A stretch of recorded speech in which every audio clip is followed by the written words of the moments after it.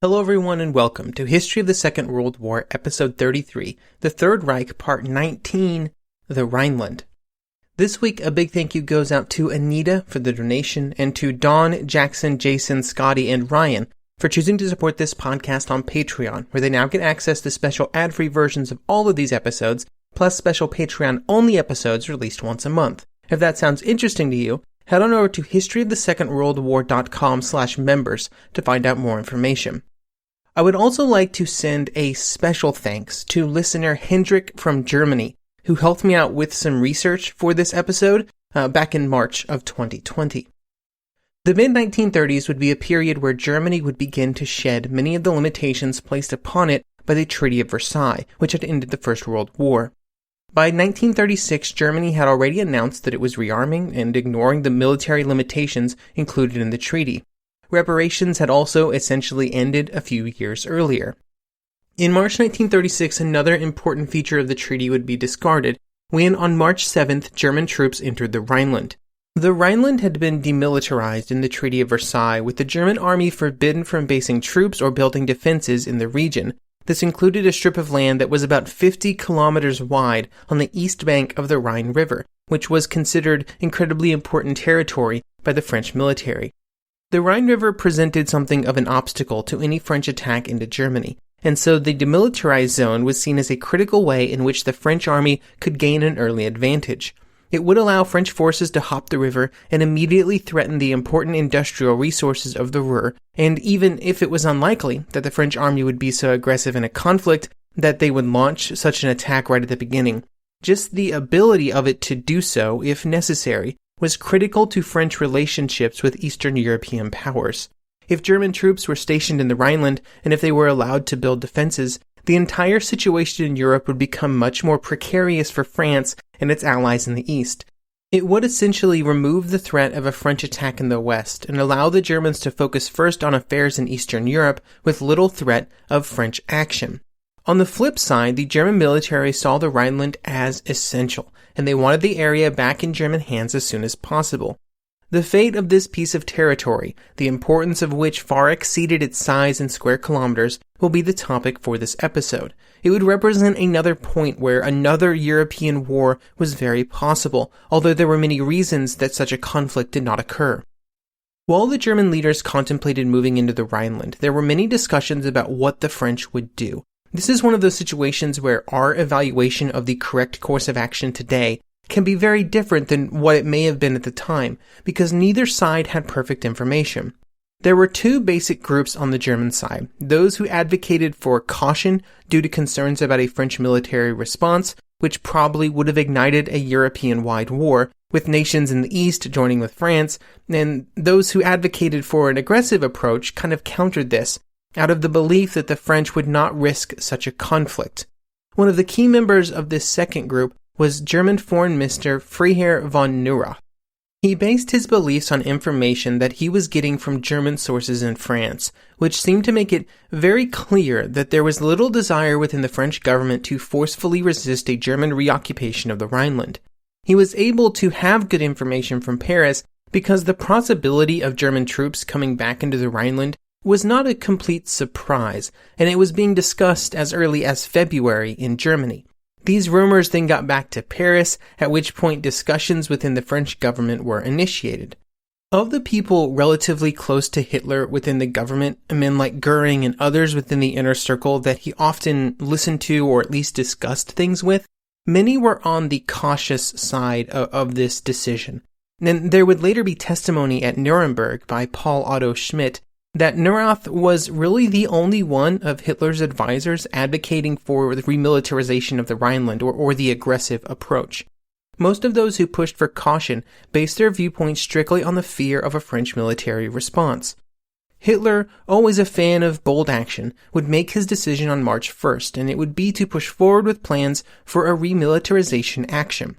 The next day at 11 a.m., he would meet with the military leaders to inform them of this decision and that he wished to move troops into the area on March 7th. Simultaneously, Hitler would give a speech to the Reichstag stating what was happening. In this announcement, he would also declare that Germany was willing to enter negotiations to re-enter the League of Nations, and also to begin discussions on a non-aggression treaty with France. These political olive branches were purely to try and dissuade any active response to the operation, and it's very unlikely that they would have been followed through on in any situation. After the instructions were given to the military, they put the plans in place, even though there was some hesitancy among the military leadership. They were still greatly concerned about what would happen if France really did want to defend the demilitarized zone by force, with there being no illusions about the state of the German military when compared with that of the French army. This hesitancy was reflected in the plans that were drawn up. It would involve not just official troops of the Wehrmacht, but also various paramilitary and semi-military troops that were already in the Rhineland. These forces had been built up over time with the understanding that eventually the operation would be launched and they would be ready when it happened. On March 7th, around midday, German troops approached the Hohenzollern Bridge in Cologne, at the same time that Hitler's speech was ongoing in front of the Reichstag. The operation was no secret in Cologne, and thousands would crowd near the bridge. Even while advancing, there was still a level of caution at this point. Only a few thousand troops would actually march deep into the Rhineland, and of the 30,000 soldiers that were part of the operation, most would stay on the east bank of the Rhine in defensive positions.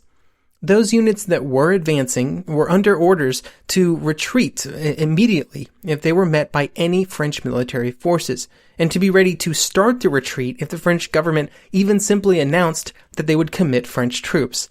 The German military really did not want to get into a fight here. For the people of the Rhineland, there was a mixture of joy and trepidation.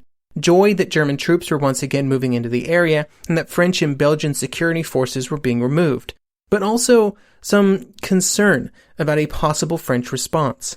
As with every other action of this type, the propaganda opportunities of the events were utilized to the maximum possible amount. There would be many pictures of cheering people welcoming the German troops back into the Rhineland, but there were also some reports that the photographs were totally staged. Newspapers were also used in this effort, with a headline from Aachen on March 9th stating, quote, "German troops at the German Rhine again, endless cheering to the troops moving into the barracks." When it started to become clear that an immediate French response was not going to occur, the propaganda value of the operation, both domestically and abroad, was utilized as much as possible. Over in Paris, there was certainly a lot of discussion about the correct course of action. News would arrive in Paris in the morning, and for several hours a cabinet meeting would take place to discuss what the French response would be. I like this quote from what is now a pretty old source, the First Capitulation, France and the Rhineland Crisis of 1936 by R.A.C. Parker, which was published way back in 1956, which is quite ancient at this point, but still does a good job of summarizing the problem. Quote, "This was the time when a decision to act, if necessary alone, could most readily and appropriately have been made. It was not made, and thus this meeting was a decisive turning point. Until it took place, it seemed possible, even probable, that France would use force to push back the German advance. After it, each day and each hour that passed confirmed and made more and more irrevocable the failure to act." End quote. That's a very good summarization of what happens in France here. There were many considerations that were weighing on the minds of French leaders. The remilitarization was happening in the aftermath of the Abyssinian crisis, during which the Italians had invaded Ethiopia. This had created what might best be described as a crisis in the League of Nations, and especially for France and Britain. Public opinion in Britain pushed for British action against the Italians in the form of economic sanctions, if nothing else, while the French tried desperately to keep their two allies together and cooperative. French leaders considered both nations to be critical in any future war with Germany, indispensable allies who were both almost coming to blows over the status of a nation in Africa that France didn't really care about. And these efforts had strained Anglo-French relations, and at this point there were many in the French government that believed that France simply could not, under any circumstances, go to war or even risk a war without the full backing of London. This strained state of foreign affairs played into the decision on the Rhineland, making it seem less likely that the French government could count on the nations that they felt they needed should a war begin. However, even with this fact, the French political leaders were willing to act, but they were urged to be cautious by the French military. The French military was not in a good place in 1935, especially for what was being asked of it in the case of a response to German actions in the Rhineland. Over the previous 5 years, the French military budget had fallen by 17%, with the budget cuts being felt most sharply in the areas of equipment procurement and upgrades. Along with this, the French army was built and designed for a full-scale war. It was organized and structured so that, if it was needed, it could be mobilized in its entirety as quickly as possible. When this mobilization was ordered, units near the frontier would take up defensive positions while the rest of the army was mobilized and headed to the front. Many of the active duty troops were defensive troops used near the German border, which were positioned close to the front to provide instant defense of the French border from German incursions. This was, in general, completely acceptable given the French plan for a war. They were very concerned about a German attack into France, and so that caused their decision-making in the 1920s and 30s to provide the best ability to counter that attack. One of the outcomes of this was the Maginot Line, which in my opinion gets a lot of undeserved criticism that I guarantee you we will talk about in a later episode. It was constructed based on the idea that the first priority of the French military was to stop a German attack into France, and once that was complete, then the French would consider offensive actions.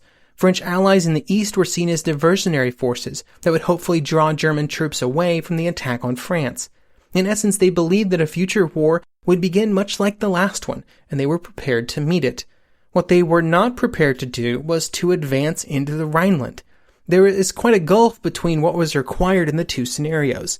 On one hand, every available man in France had to be mobilized and prepared for war.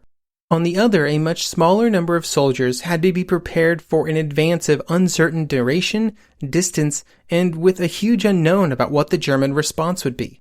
When the French cabinet asked the French military what the available options were, they responded that it was either to accept the German actions or order a full mobilization. Part of this was organizational inflexibility. This was a scenario that had just not been prepared and planned for.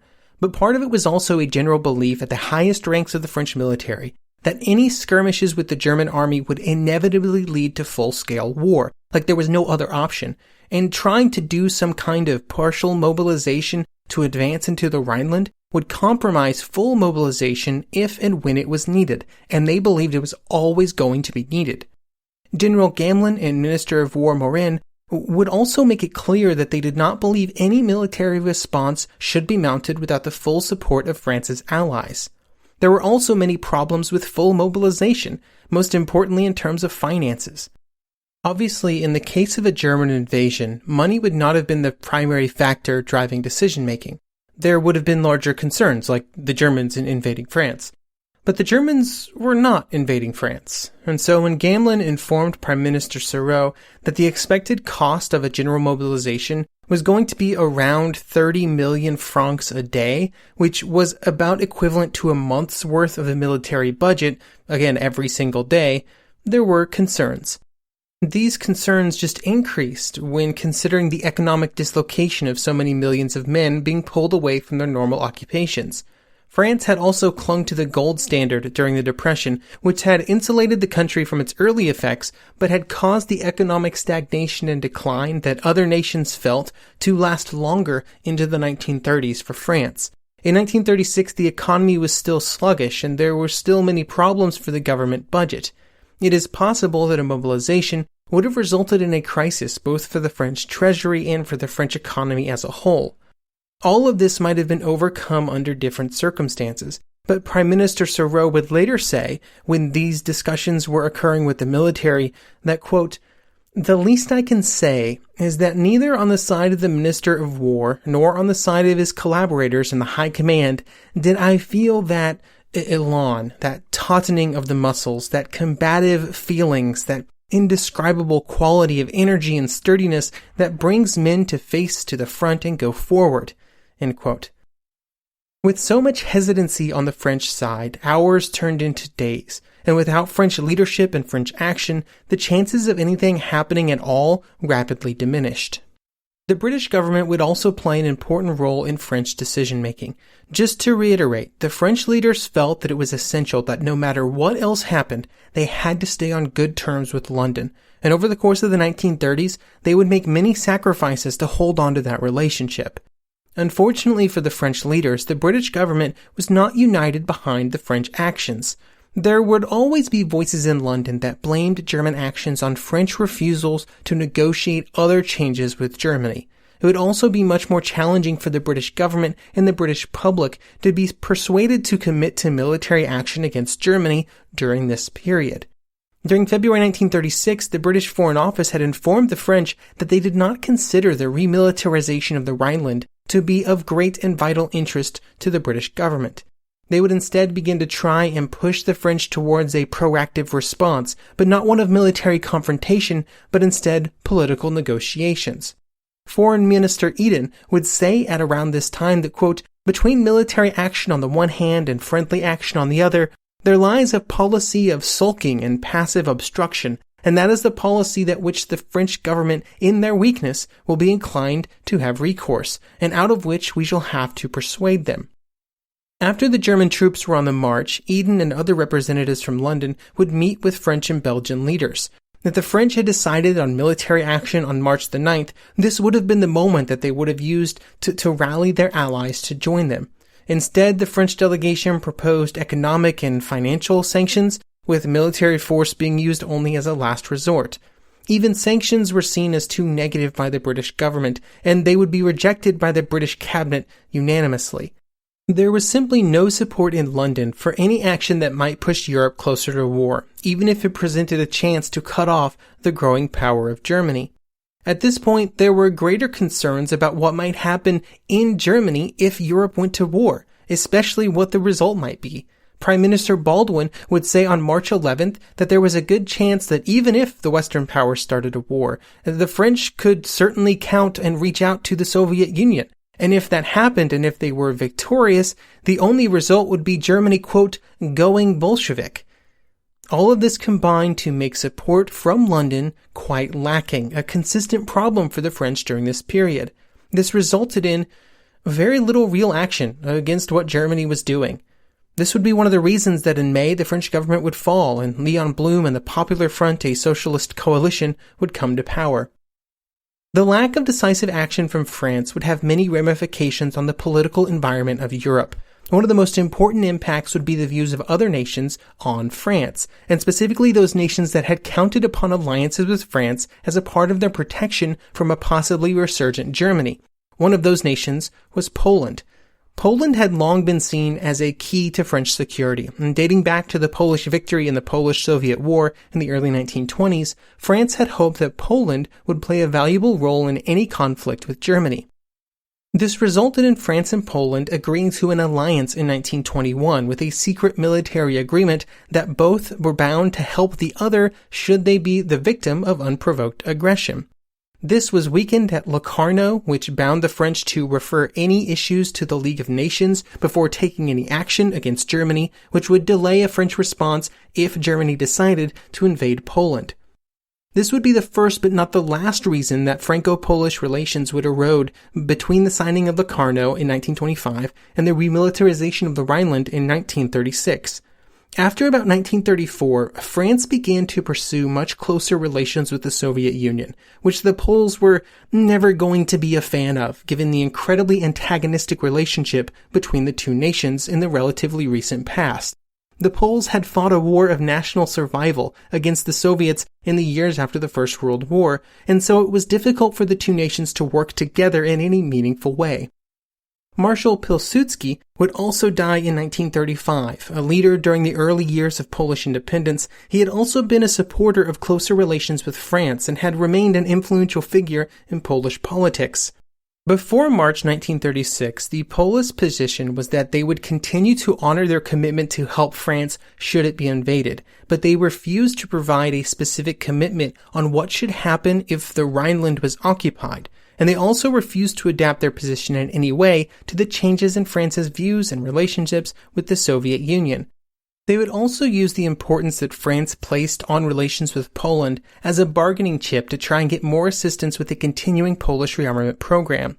The Polish ambassador in Paris, Alfred Chaplowski, would write, quote, "In the long run, it will be difficult for us to maintain our present method of general declaration of Polish fidelity to the alliance with France while avoiding all conversations designed to give practical effect to the alliance in the event of German aggression in any part of Europe. The necessity for such conversations will be increasingly pressed upon us by the French in response to our suggestions as to the necessity of some form or other of a credit arrangement for the purpose of rearmament.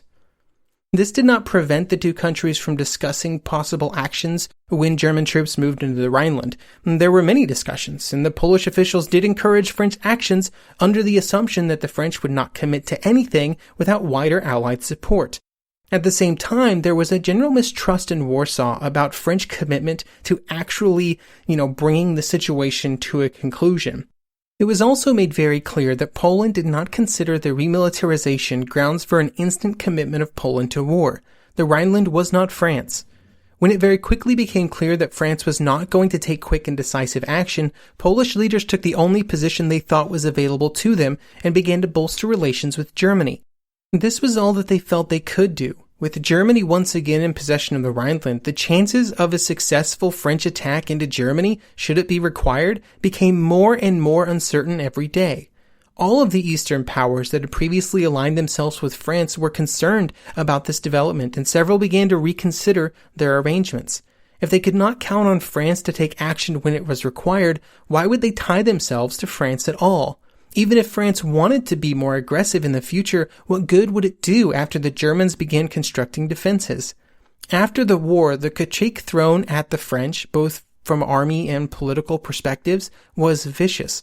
Everyone from the post-war parliamentary committee to Winston Churchill would blame the French army and the French government for throwing away what they saw as the last chance to stop Hitler before the war.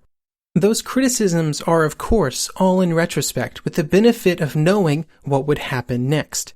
In 1936, the French were forced into a position of leadership when there were no good options. They could either accept the growing strength of Germany and hope for a better opportunity in the future, or they could move forward into war with uncertain allies and unclear objectives.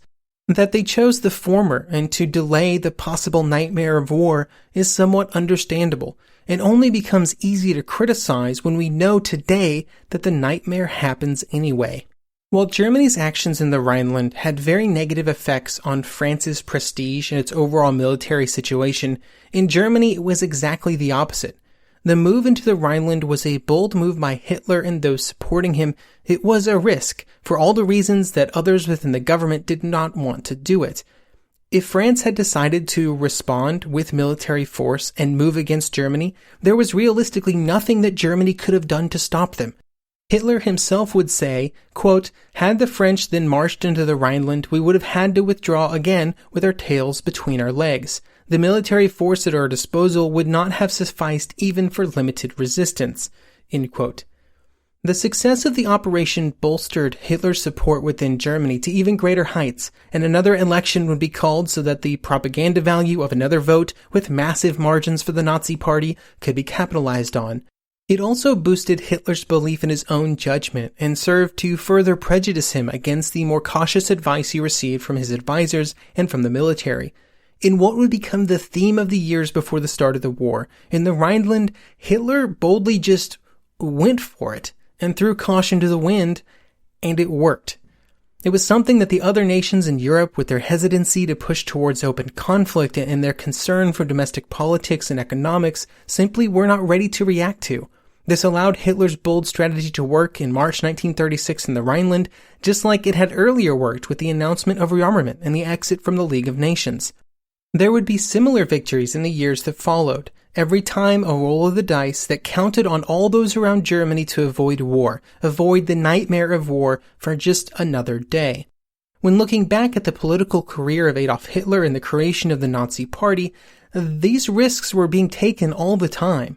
Sometimes they failed spectacularly, like in the beer hall in Munich. But so often, and at least enough of the time, through luck, skill, or mistakes of others, they ended up paying off. Hitler's insistence that the party only enter the government with him as chancellor, which brought it close to ruin, worked out in the end.